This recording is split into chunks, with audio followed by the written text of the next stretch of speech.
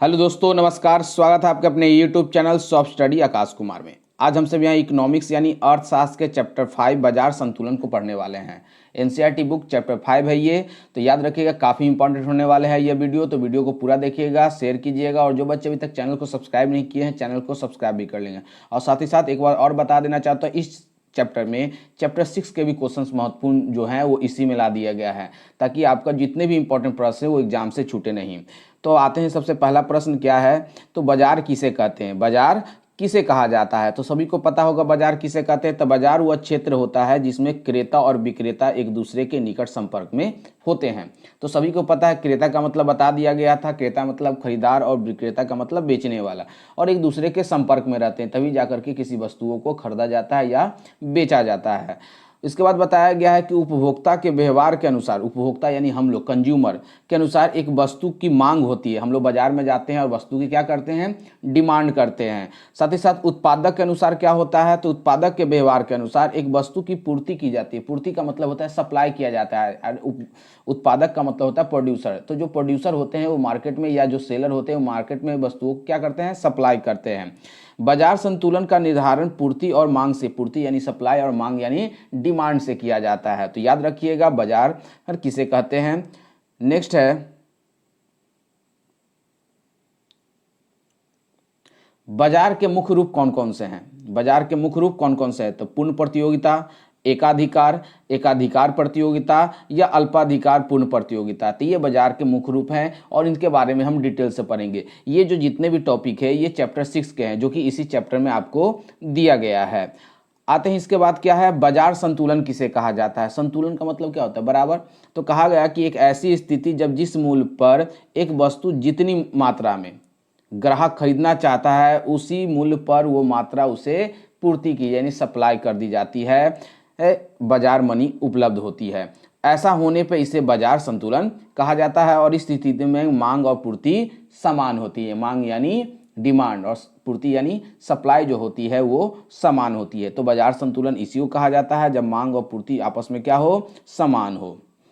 Next है, अधिमांग किसे कहते हैं। तो अधिक का मतलब क्या होता है बच्चों, अधिक का मतलब होता है अधिक, और मांग का मतलब होता है डिमांड करना। तो अधिक डिमांड, तो जिस स्थिति में बाजार मांग बाजार पूर्ति से यानी डिमांड जो है वो सप्लाई से क्या हो जाए, अधिक हो जाता है, उसे हम लोग क्या कहते हैं, अधिमांग कहते हैं। सिंपल सा है, सभी को आसानी से समझ में आ गया कि जिस स्थिति में बाजार का जो मांग है यानी डिमांड है वो सप्लाई यानी पूर्ति से क्या हो, अधिक हो, उसे हम लोग अधिमांग कहते हैं। यह संतुलन कीमत से क्या होता है, कम कीमत पे उपलब्ध होता है। नेक्स्ट है, अधिपूर्ति किसे कहते हैं। अधिक का मतलब बता दिए, अधिक, अपूर्ति का मतलब यहाँ पे हो सप्लाई। तो जिस स्थिति में बाजार पूर्ति यानी बाजार का, मार्केट का सप्लाई जो होता है वो मार्केट के डिमांड से क्या हो, अधिक हो, उसे हम लोग अधिपूर्ति कहते हैं। यह संतुलन कीमत से क्या होता है, अधिक होता है। उस अधिमांग में हम लोग क्या पढ़ा था कि संतुलन कीमत से क्या होता है, कम होता है, ये संतुलन कीमत से अधिक होता है। नेक्स्ट आते हैं, पूर्ण प्रतियोगिता। पूर्ण प्रतियोगिता के बारे में अब पिछले वीडियो में भी बताया गया, पूर्ण प्रतियोगिता बोले या पूर्ण प्रतिस्पर्धा बोले। तो पूर्ण प्रतियोगिता किसे कहा जाता है, तो बाजार की वह स्थिति जिसमें एक समान वस्तु के अधिक क्रेता और विक्रेता, यानी एक जैसी वस्तुओं के क्रेता भी अधिक होंगे और विक्रेता भी। यानी मार्केट में जब हम लोग जाते हैं तो खरीदार भी बहुत सारे होते हैं और बेचने वाले भी क्या होते हैं, बहुत सारे होते हैं। इसमें वस्तु की एक कीमत प्रचलित होती है, और अगर एक ही तरह के वस्तु हम खरीदना चाहते हैं तो उसके मार्केट में सभी जगह जो रेट होती है, कीमत जो होती है वो लगभग सब जगह क्या होती है, आपस में समान ही होती है।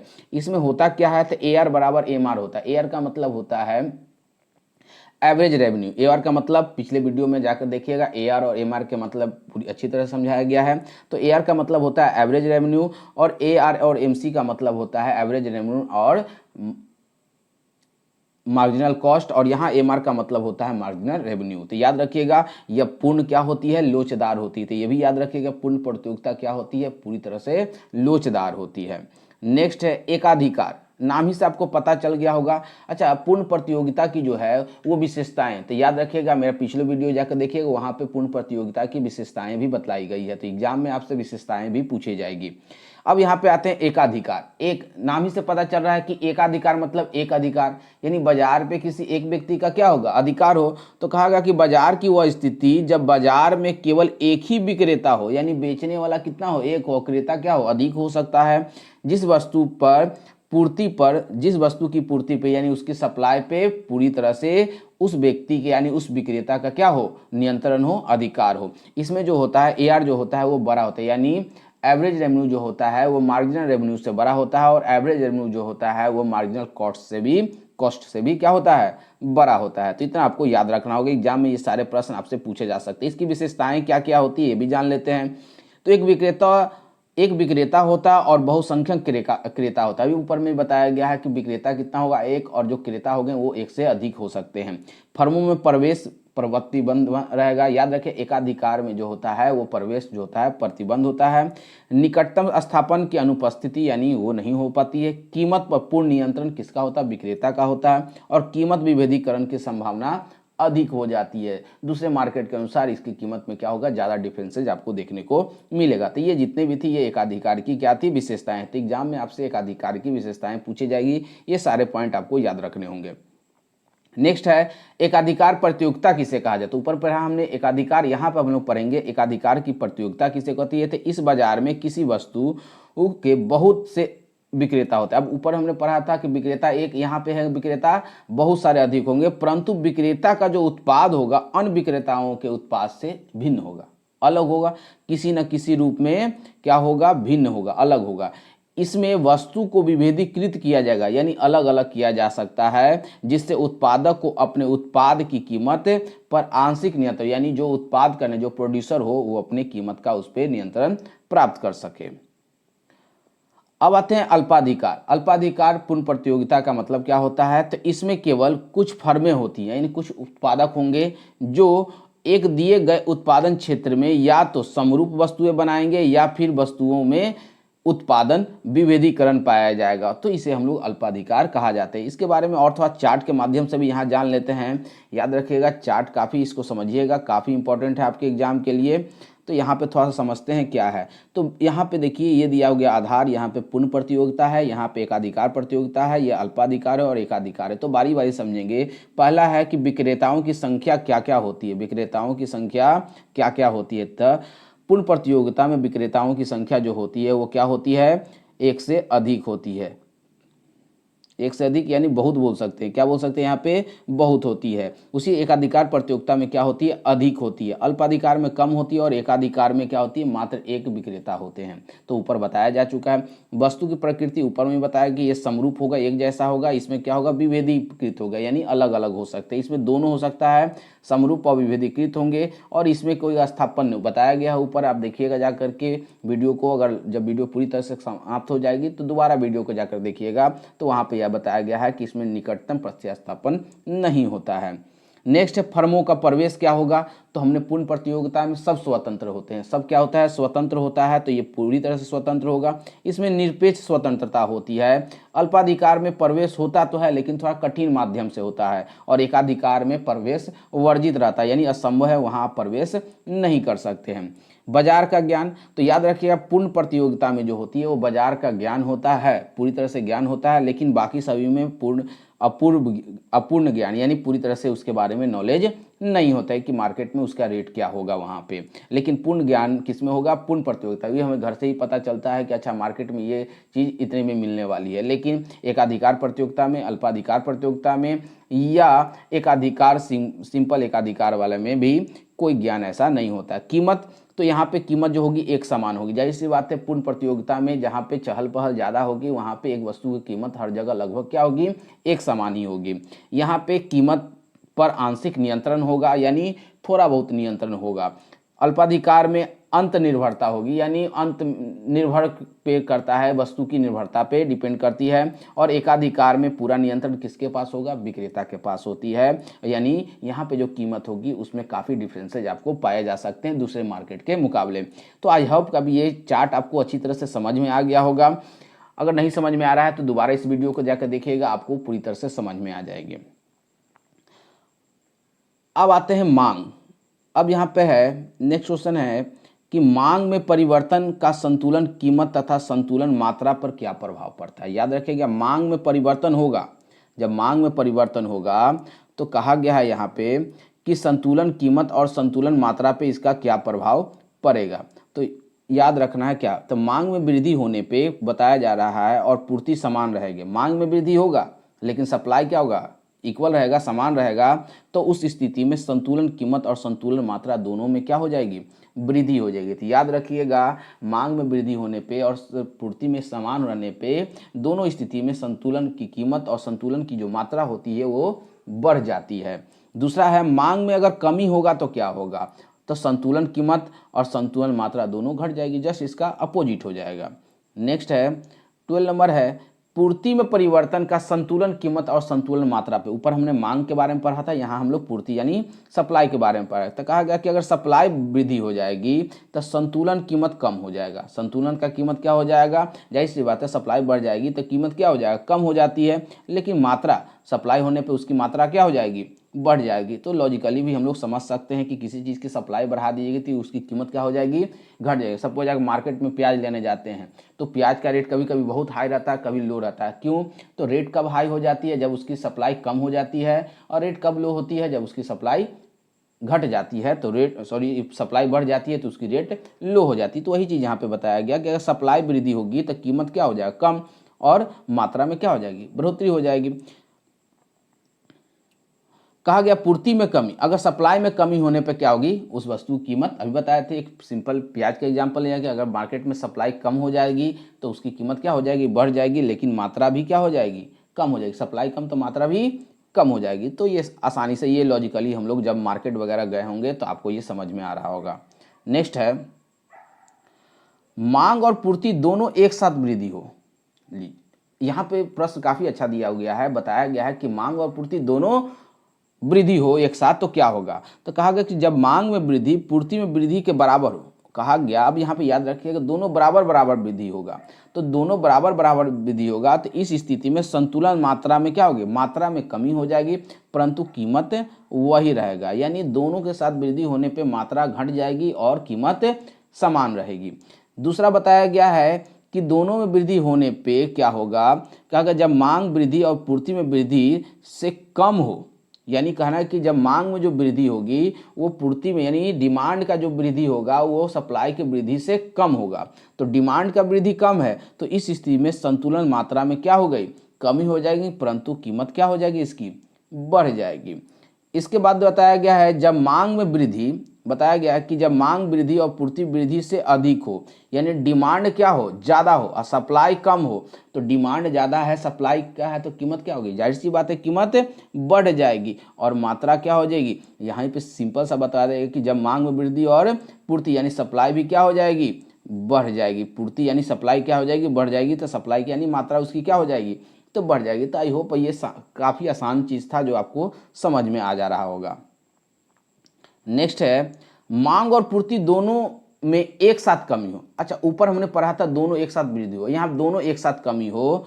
तो दोनों की कमी जब बराबर हो तो संतुलन मात्रा में भी क्या होगी, कमी होगी, परंतु कीमत समान। ऊपर में भी कहा था कि दोनों बराबर हो, तो सेम यहाँ पे भी वहाँ प्रोसेस चल रहा है।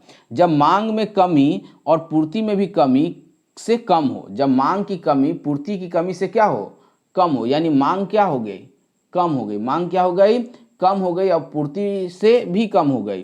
तो मांग कम हो गई, पूर्ति से भी कम हो गई, यानी सप्लाई उससे क्या हो गया, ज़्यादा। तो सप्लाई ज़्यादा हो गया तो कीमत क्या हो जाना चाहिए, तो कीमत भी यहाँ पे क्या होगी। तो जब मांग में कमी सप्लाई में कमी से कम हो, इस स्थिति में संतुलन मात्रा में कमी हो जाती है परंतु कीमत भी बढ़ जाती है। जब मांग में कमी सप्लाई में कमी से अधिक हो, जब मांग में कमी सप्लाई में कमी से अधिक हो तो संतुलन मात्रा में क्या हो जाती है, कमी हो जाती है। तो याद रखें, काफ़ी इंपॉर्टेंट क्वेश्चन थे ये और यहाँ से प्रश्न आपके एग्जाम में पूछे जाते हैं। अब आते हैं कि जब कुछ वस्तुओं तथा सेवाओं की कीमतें अत्यधिक ऊंची अथवा अत्यधिक कम हो तो उस स्थिति में सरकार का क्या उस पर नियंत्रण रहता है या सरकार का उसमें क्या हस्तक्षेप रहती है, इसके बारे में जानेंगे। तो इसमें दो नियम हम लोग पढ़ना है, एक उच्च कीमत निर्धारण एक होता है, दूसरा होता है न्यूनतम कीमत निर्धारण। तो बारी बारी जब बताया गया कि जब वस्तुओं और सेवाओं की कीमत में अधिक ऊंचाई हो गई, यानी किसी वस्तु का रेट हाई हो गया दम या किसी वस्तु का रेट दम लो हो गया, तो सरकार का उसमें क्या हस्तक्षेप होता है, क्या नियंत्रण होता है, क्या कानून होते हैं, उसके बारे में हम लोग पढ़ेंगे। तो इसको दो भागों में बांटा गया, एक हो गया है कि उच्च कीमत निर्धारण होगा और एक होगा न्यूनतम कीमत निर्धारण। तो बारी बारी से दोनों को समझते हैं। सबसे पहले उच्चतम कीमत निर्धारण किसे कहते हैं? तो किसी वस्तु अथवा सेवा की सरकार द्वारा निर्धारित कीमत से ऊपर हो जाएगी, यानी सरकार, लिखा है कि सरकार द्वारा निर्धारित कीमत से क्या हो जाएगी, ऊपर हो जाएगी।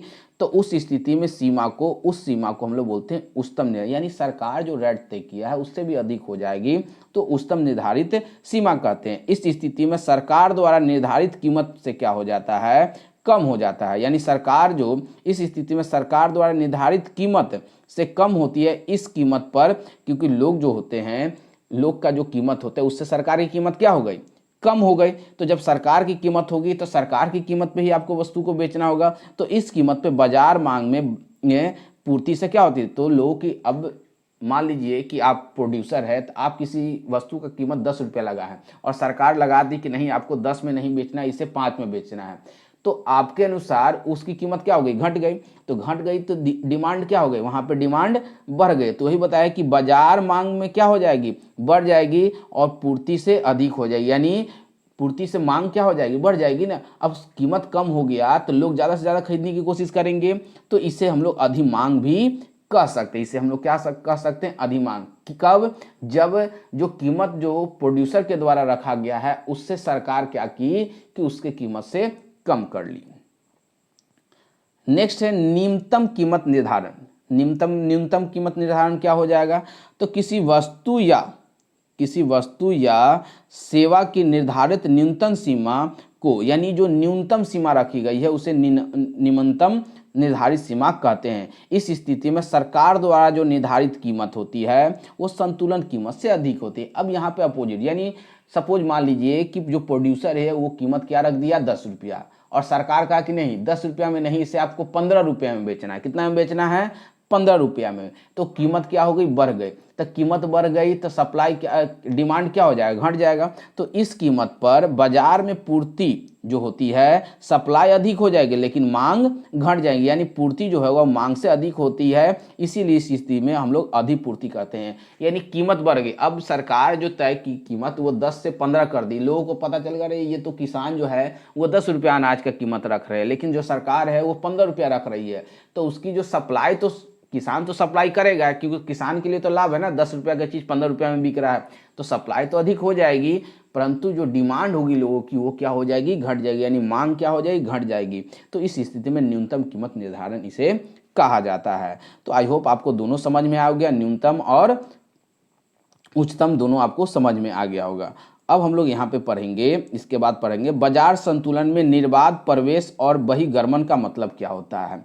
वर्ड से ही आपको पता चलेगा। निर्बाध का मतलब रुकावट पैदा करना और बहिर्गमन का मतलब, या रुकावट पैदा करने नहीं, निर्बाध बिना रुका हुए आपको प्रवेश करना, सॉरी यहाँ पे मतलब होगा निर्बाध प्रवेश का मतलब बिना रुकावट के आपको प्रवेश करना, और बहिर्गमन का मतलब होता है बाहर जाना। तो आसानी से यहाँ समझेंगे दोनों के बारे में कि निर्बाध प्रवेश क्या होता है और बहिर्गमन क्या होती है। तो कहता है यदि प्रचलित बाजार की कीमत पर, यानी जो बाजार में जो कीमत है पर प्रत्येक फर्म अधिक समान लाभ अर्जित करेगा, यानी जो कीमत तय कर दी गई है उसे अधिक समान, यानी समान लाभ सभी को प्राप्त होगा, तो नई फर्म को आकर्षित होगी। अब जाहिर सी बात है, अगर प्रोड्यूसर को लगे या किसानों को लगे कि हमें लाभ प्राप्त हो रहा है तो वो अपने जो वस्तु है वो मार्केट में क्या करेंगे, सेल करने के लिए लाएंगे, बेचने के लिए लाएंगे, जिससे क्या होगा कि अधिक समान लाभ में, अच्छा, तो लोग आकर्षित हो जाएंगे। तो लोग आकर्षित हो जाएंगे तो उसकी क्या हो जाएगी, बढ़। लेकिन अगर ज़्यादा मात्रा में प्रोड्यूसर आ गए, ज़्यादा मात्रा में लोग पहुंच गए मार्केट में, यानी हमें पता हो, जैसे सपोज पहले मार्केट में 2 व्यक्ति काम कर रहे हैं, दोनों का, तो उसमें और व्यक्ति जुटते चले जाएं। पहले 2 दुकान थी, 2 से 3 दुकान होगी, 3 से 4 होगी, 4 से 5 होगी, यानी इस तरह से दुकानें की संख्या अगर बढ़ती चली जाती है तो लाभ लोगों की क्या हो जाएगी, कम हो जाएगी ना। पहले जो 2 व्यक्ति लाभ कमाते थे, क्या वो अगर 10 दुकान मिलकर वो लाभ कमा पाएंगे, नहीं कमा पाएंगे। तो कहा गया कि इस स्थिति में क्या होता है कि अधिक समान लाभ में क्या हो जाती है, लाभ में कमी हो जाएगी। अब पहले 10 रुपया लाभ कमाया जाता था, अब सभी दुकानदारों को 2-2 रुपया लाभ मिल रहा हो, या 8-8 रुपया लाभ मिल रहा हो, या 5-5 रुपया लाभ मिल रहा हो। लेकिन शुरुआत में जब फर्में कम थी, यानी उत्पादक कम थे, तो वहाँ पर लाभ अधिक हो रही थी। तो जब फर्म की पर्याप्त संख्या होगी, यानी पर्याप्त यानी ज़्यादा संख्याएं हो जाएगी, तो वहाँ पे लाभ क्या हो जाएगा, धीरे धीरे लाभ क्या हो जाएगा, विलुप्त होते चला जाएगा। यानी वहाँ पे अगर कंपटीशन क्या हो गई, बढ़ गई, तो लाभ क्या हो जाएगा, कम होगा। इसी को कहते हैं हम लोग निर्बाध प्रवेश। कब होगा, जब वहाँ पे क्या होगा कि लाभ अधिक सामान्य होगी, तो वहाँ पे प्रवेश शुरू हो जाएगा। यदि प्रचलित कीमत फर्म समान से कम हो, यानी कहने का मतलब है कि बाजार की जो कीमत है वो लाभ से कम अर्जित हो रही हो, तो क्या करेंगे, दुकानदार अपना दुकान बंद करके चले कि लाभ हो ही नहीं रहा है तो हम दुकान क्यों खोलें। तो अर्जित कर रही है तो कुछ फर्में बहिर्गमन कर जाएगी, यानी वहां से अपनी मार्केट हटा देंगे या अपनी दुकान बंद कर देंगे। इससे लाभ में क्या होगी, तो जो बच जाएंगे वहां पे उनको लाभ अधिक मिलने लगेगा। सपोज पहले अगर 10 दुकानें थी, अब दुकानें हो गई 2, तो यहाँ पे 8 दुकानें क्या हो गई, बहिर्गमन कर गई, चली गई। अब जो लाभ, जो 10 दुकान को जो फायदा हो रहा था, जो कीमत हो रही थी, अब 2 ही दुकान को मिलेगी। तब 2 दुकान को क्या होगा कि थोड़ा सा तो लाभ मिलेगा ना, या थोड़ा सा लाभ हो या अधिक लाभ हो। तो इस स्थिति में क्या होती है, लाभ में वृद्धि होती है और प्रत्येक फर्म लाभ बढ़कर समान स्तर पे, जब उसको लाभ मिले रहेगा तो वो अपनी दुकान को बंद नहीं करेगा, उसी स्तर पे अपने वस्तु को क्या करेगा, सब बेचना शुरू कर देगा। तो ये हमारे चैप्टर 5 थे और चैप्टर 6 के महत्वपूर्ण क्वेश्चन थे। तो आई होप आपको वीडियो समझ में आया होगा। नेक्स्ट चैप्टर में हम लोग पढ़ेंगे पार्ट 2 का बुक समष्टि अर्थशास्त्र।